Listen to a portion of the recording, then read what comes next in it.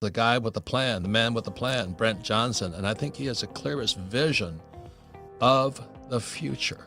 So I want you to pay attention. I don't care where you live in the world, because I think Brent has as clear a vision of the future as possible.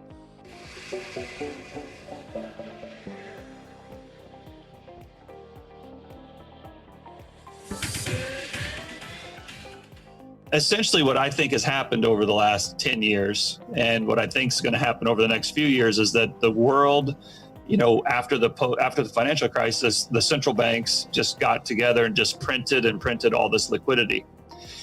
And that went on for 5 or 6 years. And in 2000, at the end of 2015, beginning of 2016, the US stopped mixing the milkshake, and we started raising interest rates. And the raising of the interest rates from 2016 to 2019 combined with a number of other factors. It's not just interest rates, but interest rates were a big factor. And the fact that our interest rates, while they've come down a lot, are still higher than Japan and Europe, who have negative rates. That, along with these other factors of having the global reserve currency system, having the dollar payment system, having the largest US military, having the deepest capital markets, all of that stuff acts as a straw which sucks up all the liquidity that the world is printing. At the end of the day, whether you like the dollar or whether you hate the dollar, whether you think it's a good currency or a horrible currency, the fact of the matter is it is the currency which the world runs on. Right. And so even if you hate the dollar, if you live in Argentina or Turkey or China or Brazil or France, you still need dollars to operate on the world stage. Now, I think there's a lot of people who would like to change that, but as of right now, they haven't. And I don't. And I think the efforts that they have made to do so are too little, too late. And that's kind of what's setting up this whole dollar milkshake theory. If they're printing so many dollars, why doesn't gold why don't people just rush to gold? Right. And I think that's the question you were asking, is a question I'm asking myself. Most gold bug guys are asking themselves also, is if there's so many fiat or I call fake dollars, why doesn't gold go through the roof? Right? Yeah. So why isn't it? Again, I think it depends on where you're at and what currency you're denominated in. Like gold in Argentino pesos looks really good right now. Right. Gold in Turkish lira looks really good. Gold in just about every currency other than the dollar is at its all-time high. And it's getting pretty close to itself in the dollar as being the all-time high as well. Still a couple $100 away. But, in many ways, people think of the gold and the dollar as enemies or the antithesis of each other. I do think that we'll get into a period where they rise together, but I think ultimately gold will win the battle.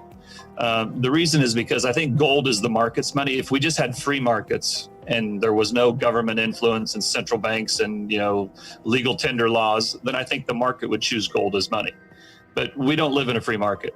We may want to, but we don't. And because of the governments of the world, and not just US, don't want a gold standard because they like to be able to spend more than they earn. Politicians get elected by making promises. And so I don't think the governments of the world want to go back to a gold standard. I think the market might force it on them, but they will fight it. And in that fight, I think that's where gold gets kind of tampered down from time to time.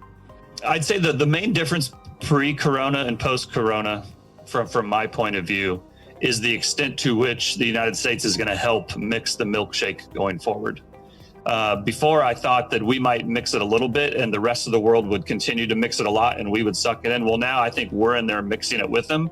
But I still think for a number of reasons, the US is going to be the primary recipient of sucking in all that milkshake, all that liquidity that the rest of the world is, and that we are now printing, or the liquidity that we're putting into the market. So the world's printing money, but that's going to flow to the U.S. is what you're saying. Exactly. And as that capital comes into the U.S., I don't just think it sits in cash. I think it gets put into places that yield a little bit more than cash. Maybe it goes into Coca-Cola. Maybe it goes into IBM. Maybe it goes into Electronic Arts or Microsoft. Some of these companies that have some growth potential that maybe pay a dividend. And to think about it, it really depends on where you're sitting on how this works out. If you're sitting in Argentina and you have some excess savings and you can put it in the dollar and the Argentinian peso goes down 10%, you've just made 10%. But if you also put it in Coca-Cola, and Coca-Cola pays you a 3 or 4% dividend, now you've made 13%. And if Coca-Cola happens to go up 6%, now you've made 20%. So, now you don't get that same thing if you're in the United States because the dollar is your currency.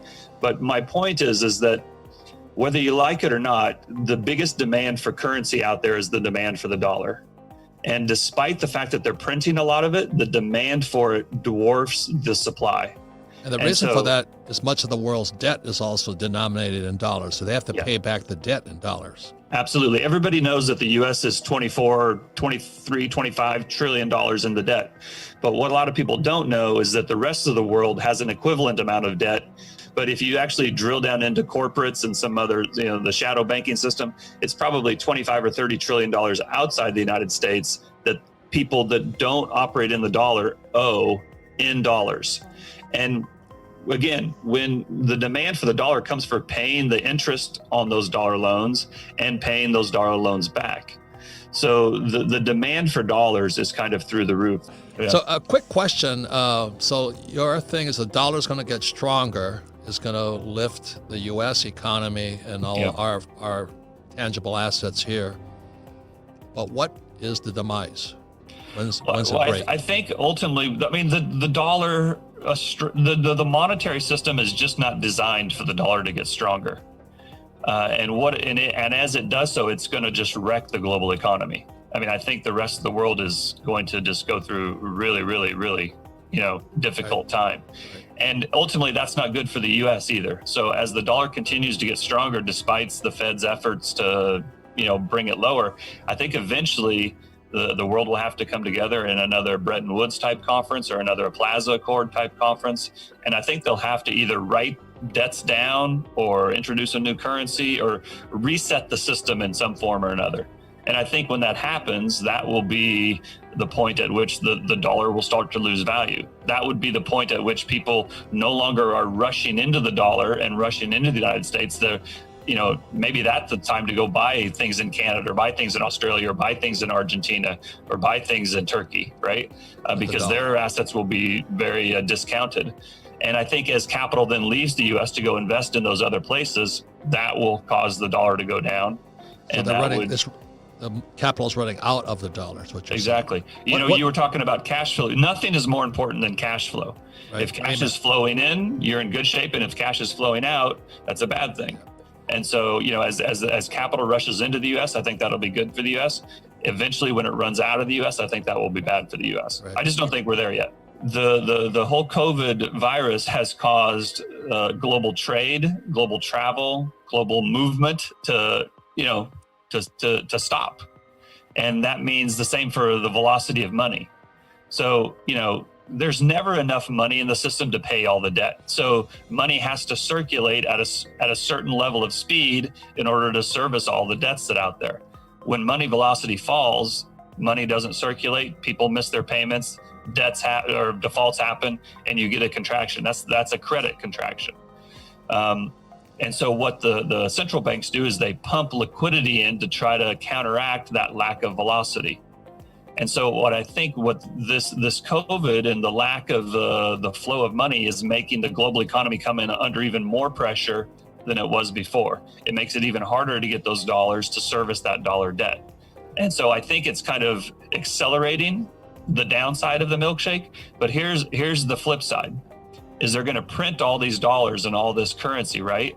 And so when the COVID does leave and money start to flow again, now you've got a lot more money out there and now it's flowing. So that's a recipe for inflation.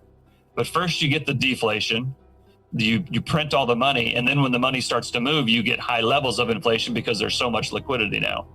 So again, I don't think we're there yet, but that's what's setting up. So I think we have deflation, for the next year, 18 months, and then we have inflation after that as capital starts to circulate again. What's your forecast for the European zone with the euro? Yeah. And you have the English, and you have the Japanese. What do you see in each country? So I think the euro is probably going to go away, or it's not going to continue to exist in its current form. I think on a price basis, it goes to at least 80. It's at 108 now. So it probably goes down 25 or 30% from here. I think the yen The yen might be, I think the yen's going to go to at least 150, maybe to 2. It's going back to where it came from. Yeah, exactly. Yeah. I mean, essentially, I think the dollar's going to go back to its all-time high, and I think the rest of the world's currencies, even the big ones, are going to get cut in half. So if you're living in Japan, that means life will get more expensive. Absolutely. Yeah, same as euro. Absolutely. And so that's what I say about gold. If you're not a US dollar investor, you could probably back up the truck on gold right now. I think gold may still have a tough time in US dollar terms. You just look what happened a month ago in the middle of March when everybody needs dollars. You sell whatever you can to get dollars. Yep. But outside of Japan, nobody needs yen. Outside of Europe, nobody needs euros. Outside of Argentina, nobody needs Argentinian pesos. But the whole world needs dollars. And how does does Bitcoin play into all this?